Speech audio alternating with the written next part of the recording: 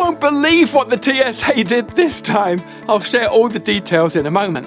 Also coming up in this episode of the Travel Pro Show, I'll be investigating where all the cruise ships went during the pandemic. We'll be reviewing a wide variety of face masks, and Travel Pro Gabriella will hook you up with a handy travel app that instantly helps you find a loo, aka restroom, wherever you happen to be in the world. I'm Andrew Locke, and this is the show that shares the secrets to smarter travel.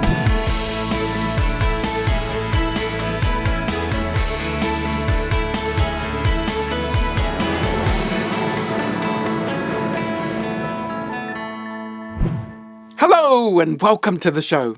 Let's talk about face masks. Right now, it's normal to wear a face mask, but it wasn't always like that. You might remember that back in the spring of 2020, the advice from the governments, the media, and even the World Health Organization was we should not wear a mask. Remember this? Masks should only be worn if you have a cough, fever and difficulty breathing, or if you are healthy and taking care of someone with these symptoms and or someone with a confirmed case of COVID-19. If you do not have these symptoms, you do not have to wear masks because there is no evidence that they protect people who are not sick. Seems bizarre to see that, doesn't it? Well, of course, later in the year, the CDC, the WHO, and even President Trump said we should wear a mask. Well, kind of. The masks, it's going to be really a voluntary thing. You can do it. You don't have to do it. I'm choosing not to do it. Let's not go there. Early in 2021, the message changed again, and this time it got serious. Yesterday, I signed an executive action that requires masks and social distancing on federal property. Today, we'll be signing an additional executive action to extend masking requirements on interstate travel, like on trains, planes, and buses. Now, setting politics aside, I wanted to show you those clips to remind you why so many people are confused or conflicted about using masks during the pandemic. Unfortunately, all the misinformation and controversy has led to scenes like this. If we don't stand up, it's only going to get worse. So this was on an American Airlines flight to Washington, D.C. Now, she did calm down and was escorted by police when the flight landed. No word yet on what charges she's facing. Just a wild guess, but maybe refusing to wear a mask? Is it just me, or am I the only one who's confused by the fact that she had a mask, but she refused to wear it? Why go to all that trouble of buying a mask, putting it around your neck, and then you're going to take a stand and not wear it? Very bizarre. Still, most of us are wearing masks and it's become big business. One mask manufacturer in Turkey thought they'd exploit celebrity, and this is true. They created a brand called Elon Mask. I don't know whether to applaud that or cringe. Since I travel so much, I wanted to find a mask that was both effective and comfortable on long flights. So far, I've tried the thin blue and white surgical mask, the white cotton mask, a mask to make people smile, the mask with the weird black filter thingy, a mask with bling, not my idea, I hasten to add, the ridge-shaped mask, a Disney-themed mask, this monstrosity. Yeah, no. And this plastic face mask that I instantly regretted because it doesn't seal around your face, making it basically useless. Not to mention, who wants to see this face? Since I suffer with food allergies that make me cough, honestly it's been really awkward on flights because when I do cough, I immediately get 20 people stare at me like I'm carrying the death plague. And for a while, I thought maybe I should wear this mask. Calm down, Karen, it's allergies. Maybe that would have helped. The best face mask I found for travel is, drumroll please, the Adrenaline Sports Face Mask by Outdoor Research at outdoorresearch.com. The structured shape makes it really comfortable. You can use the adjustable ear loops or head strap. It really does allow you to breathe much more easily. And no, I don't do any adrenaline sports. Do I look like the sporty type? The other mask I've heard great things about is this one, called the Shima 97 Functional Active Mask from helmetfitting.com. Now this one's popular because it's made from a nano fabric that is very comfortable, and again, it allows you to breathe much more easily than the other masks. There was one mask I didn't get to try because it wasn't in my budget, but if you happen to have a spare $1.5 million lying around, you might want to try this mask. The mesh is lined with 18 karat gold, of course it is, and it features 3,608 black and white diamonds. At that price, I think I'd want to count all of them just to make sure. Money well spent? Well, not to influence you, but keep in mind that $1.5 million could also buy 30 million medical grade masks for doctors and nurses treating COVID patients. Yeah, so there is that.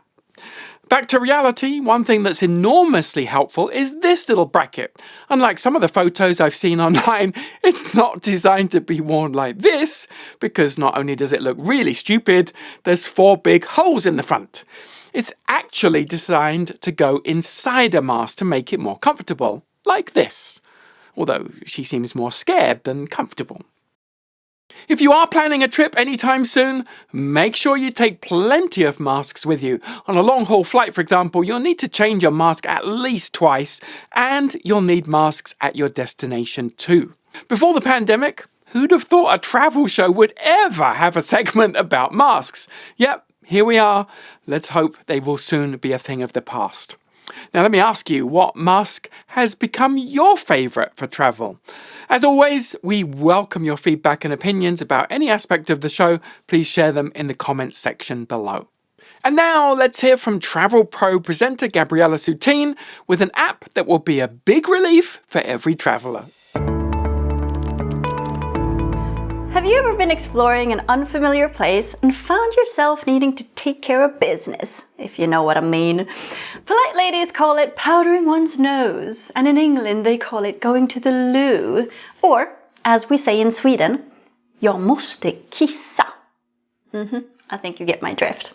So where do you find the nearest facilities, wherever you happen to be? Fortunately, there's a couple of great apps that come to the rescue. Let's dive into the first one, and then we'll move on to number 2. Pun intended. See, even Swedes do have a sense of humor. Let's get started. Okay, the first app is called Flush.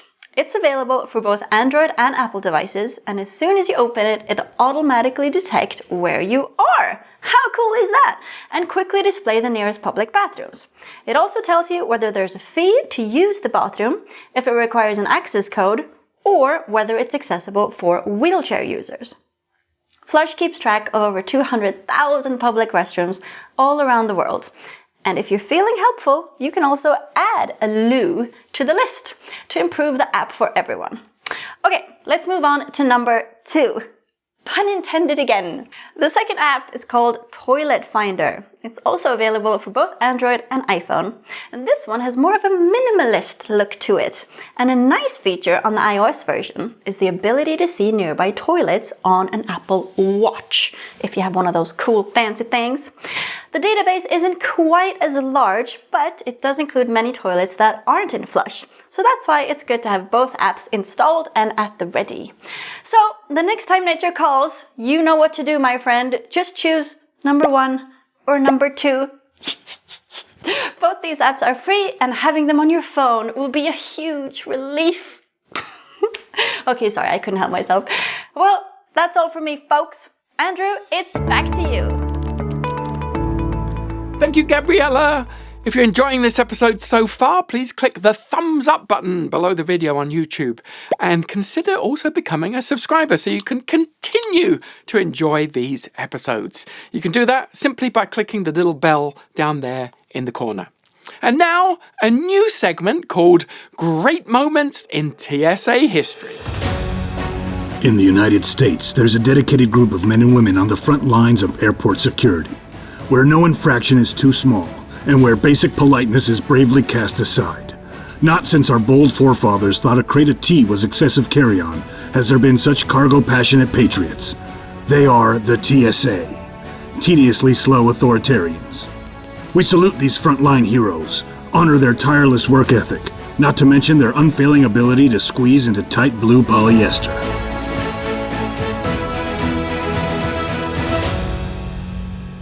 Not a lot of people know this, but in 2012, the TSA introduced a program called Managed Inclusion, which, come to think of it, sounds a lot like an oxymoron because inclusion means everyone's included, right? If it's managed inclusion, some people are excluded. So what's managed inclusion all about? Well, after the TSA introduced the faster pre-check line some years back, some travellers who only go on vacation once a year were complaining bitterly how unfair it was that they couldn't use it. The TSA got tired of all the complaints, particularly the ones not written in crayon, and they relented, just like a besieged parent whose kids are constantly whining to use TikTok.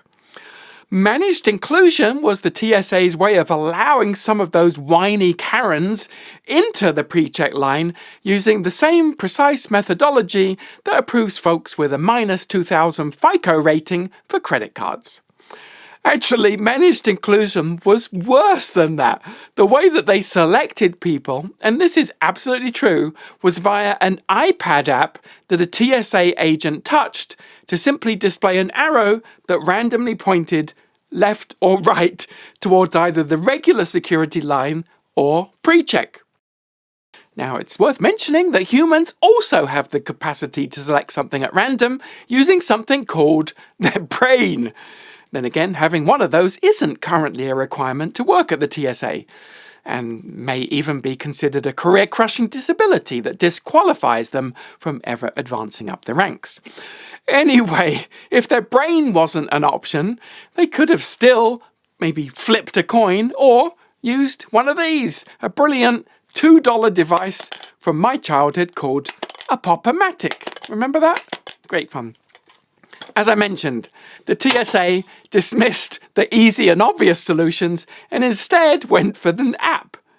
No one really thought too much about this app until 2015, when software developer Kevin Burke was taking a flight. He was curious how much the app cost to make, so he filed a Freedom of Information request with the government, and 8 months later, or in government terms, instantly, he got the result. Guess how much the TSA agreed to pay for this little pointy arrow app thing? Well, if you guessed $1.5 million, you'd be absolutely insane. And you'd be correct. Now, some people have a problem with that, and they questioned how a government agency could possibly have overpaid for something as simple as a randomized arrow app. The answer, my friend, is that the government isn't usually associated with terms like value for money, efficiency, and prudent budgeting. Now, admittedly, I wasn't there, but I suspect the negotiation for the contract went down something like this. Hello, nice to meet you, Bob. Good morning, Luke. I'm sure glad IBM could meet with us. We need a randomizer app. How much would that cost us on a very tight budget? Well, the good news is we already have some software that generates a random number every time you press a button. Let me show you how it works. Here we go, 1.1 million. Hey, that's a bargain, we'll take it. Oh, I was just showing you the random number. Did you need more money? Why didn't you say so? Let's make it 1.2 million. 1.2 is good? Well, that's great, we have a deal. Let's call it 1.4 million. Okay. Yes, according to the contract, the vendor was IBM, which most people don't know stands for I've been mugged. So just how difficult is it to create this type of app? Well, I'm no Steve Jobs, but when I think back to my school days, a randomizer app was one of the first things we created in kindergarten. Apparently others agree because YouTube was flooded with videos from teens who showed how they could create the same TSA app in less than 10 minutes. Commenting from his parents' basement, programmer/hacker Kevin said, "Dude, I charge $100 an hour. I could have done this for like $20.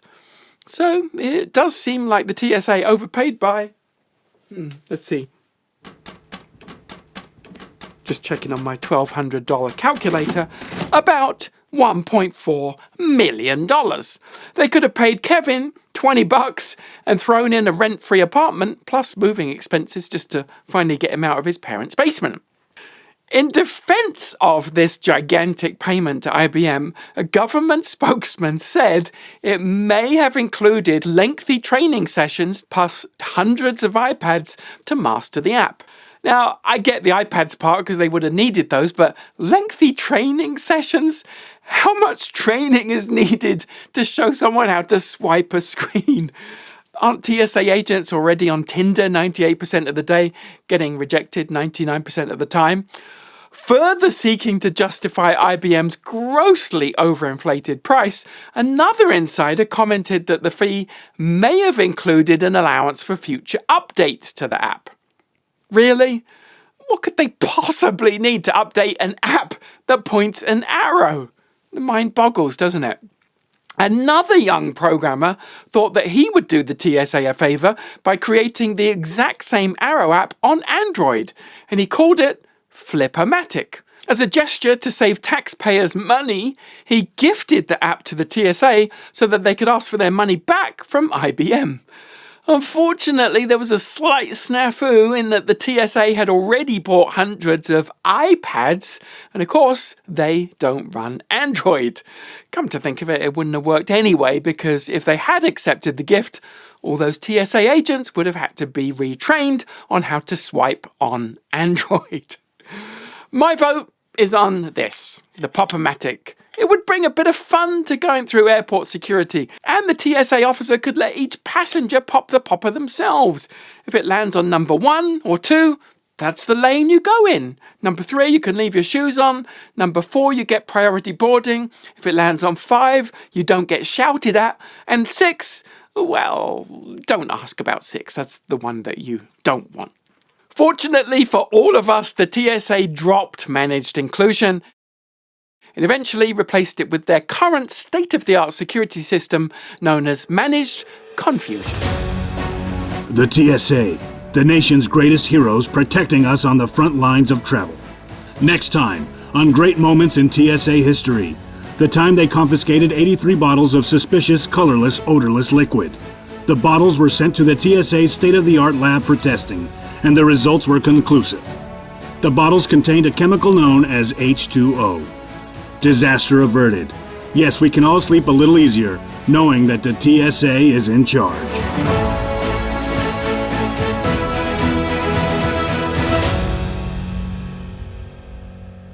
Now then, where did all the cruise ships go? Since there's way more cruise ships in the world than there are berths in ports, the ships had to anchor somewhere. So I went to find out. When you think of cruising, you probably think of the Caribbean. After all, that's by far the most popular place to cruise in the world. But you might be surprised to know that there's more than 300 cruise ships spread throughout all corners of the globe, including right here in little old England. Yeah. Sadly, the coronavirus has devastated the cruise industry, and that's why you see these lonely, sad ships anchored offshore, waiting for a time when people no longer associate cruising with catching a killer virus. At the best of times, of course, cruise ships have struggled to contain contagious nasties like the norovirus. So it's no surprise that the coronavirus hit the cruise industry like a sledgehammer.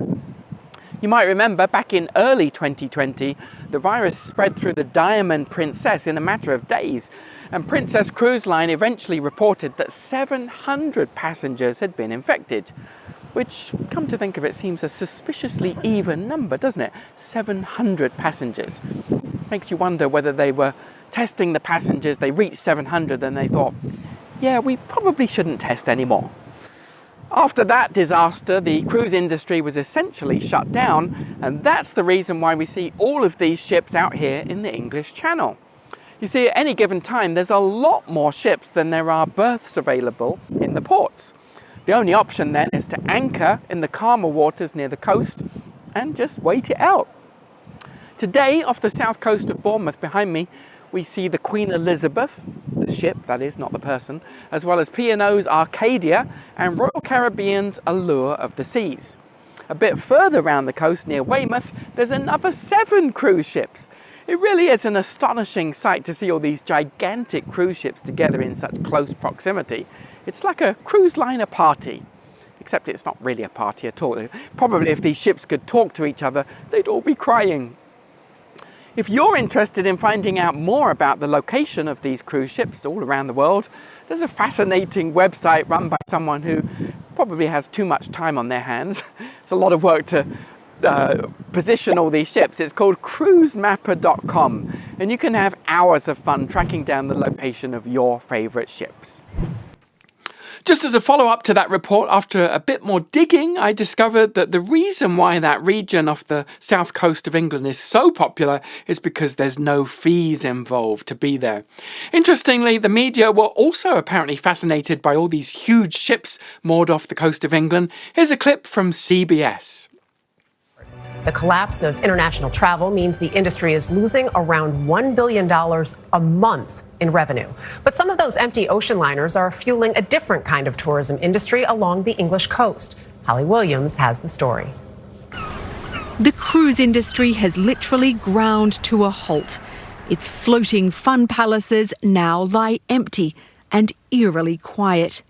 Many of the giants are now moored off England's south coast, where it's free for them to drop anchor, with just a skeleton crew on board. You're one of the first to book. Well done. Hello there. But now one enterprising Englishman Becky, lovely, has devised an ingenious plan to make money in the middle of a pandemic. You're fine. Welcome on board for who wants to go and see some ships? Running cruises to see empty cruise ships. The normal crew complement is nigh on 2,000. She's 14. Paul Derham leads daily tours, charging $25 a head to see the hulking ocean liners on his own tiny ferry boat. So we advertised it on Facebook, 2 cruises, and within 4 hours we'd filled up 4 cruises. I think it's really cool how they're doing those tours. After all, there's not much else happening for a lot of people, even though it is a bit ironic to do a cruise to see other cruise ships. Well, as usual, we have some great travel-related resources for you to check out for even more travel tips and inspiration. First up, check out the really excellent YouTube channel, Waller's Wallet. Now, it's not a channel about travel per se, but it will help you travel. Mr. Waller is a whiz kid when it comes to all things financial, and many of his videos are about choosing, using, and benefiting from credit cards and all those lovely points and miles that travel pros accumulate. He also has a website, by the way, the same name, at wallerswallet.com. On Instagram, check out Brooke Sayward. As you'd expect, her photos from all over the world are stunning, but more than that, her descriptions tell stories that make the photos really come alive, and you'll find yourself constantly wanting to see more. We'll put the links to both of those resources below, so as always, be sure to check them out. Now, in a moment, we have another Lost in Translation for you, which you always seem to enjoy. But just before that, let me tell you that in the next episode, I'll be checking out JetBlue's really exciting new transatlantic service between the States and London. We'll also have a report from Salt Lake City's shiny new $4 billion airport. We'll review an app that claims to help you beat jet lag. And we have 2 nifty rental car hacks to save you money when the regular prices are high. As usual, we'd love to hear your opinion and feedback about any aspect of the show, including your thoughts about face masks for travel. Which one do you prefer using, and which ones have you found to be kind of like, duds? And now, as promised, here's another Lost in Translation sign from my travels. This one is from a kids' clothing store that rather inappropriately translated their name to Porky Children's Wear. Something's definitely lost in translation there. Thanks for sharing this show with your travel buddies, and I invite you to check out this episode. It's one of our favourites about the time United Airlines unwittingly tried to kill me with a snack.